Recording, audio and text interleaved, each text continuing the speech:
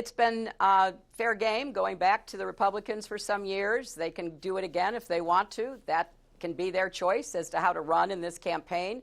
Didn't work before, won't work again, because it is what people are focused on, not for the past, but for the future. I can't run anybody else's campaign. They can say whatever they want, right. More power to them. I think it's a dead end, blind alley for them, but let them go. And John Allen is the political columnist for Roll Call in Washington. John, great to see you. Good to see you, Contessa. Does it work, though? Does taking on former President Bill Clinton and all the dirty laundry that we've known about for many years, is there any political upside to that for opponents who want to take that tact?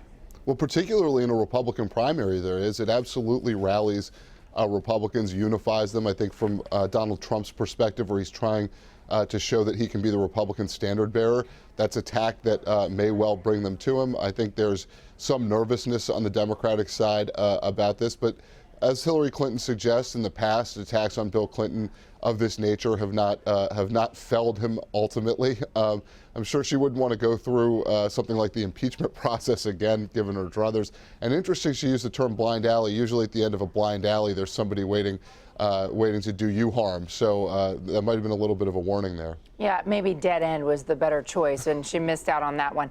He also, Donald Trump, released this video on Instagram to go along with it and to talk about how she's not the best on women's rights.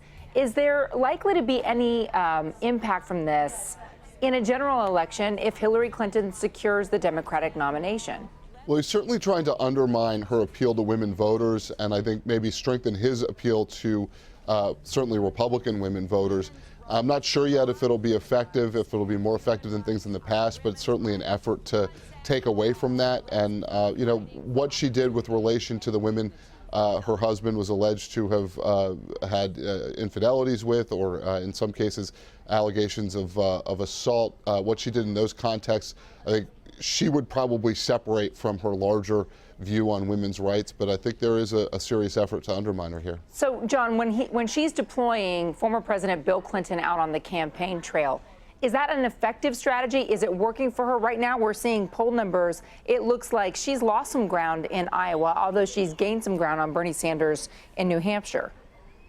She has, and I think, you know, one thing you can tell as an indicator from Hillary Clinton about being worried about those contests is that she was on a Sunday show this morning, on the CBS Sunday show. Typically, she won't do Sunday shows unless she's concerned about her standing. If she's riding high, she'd prefer not to do them. So I think that's an indication right there just how close this is becoming in these two contests. On the Republican side, Donald Trump also taking advantage of the Sunday shows on Fox, once again going after Ted Cruz. Let me play it. Does natural born mean born to the land, meaning born on the land? In that case, he's not. But nobody knows what it means. And it hasn't been adjudicated, and it hasn't gone to the Supreme Court. And I'm only saying this, and I speak well of Ted. I'm only saying that Ted has to get this problem solved, because if he's running against a Democrat and they bring a lawsuit, he's got a hell of a thing over his head.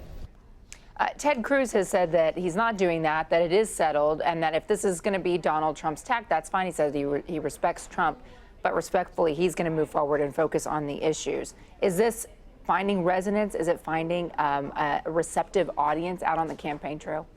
Donald Trump's base, at least at first, was the birther groups. That's really where he exploded back onto the political scene a few years ago, challenging President Obama's citizenship and whether he was born in the United States.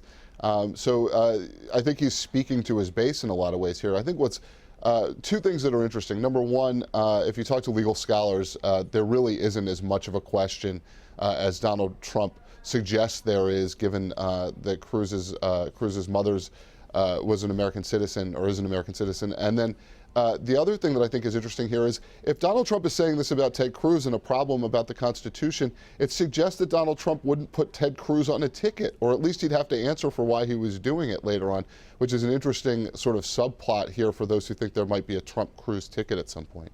John Allen, congratulations on your new role at Roll Call. Thank you, Contessa. Thank you for joining us. Take care.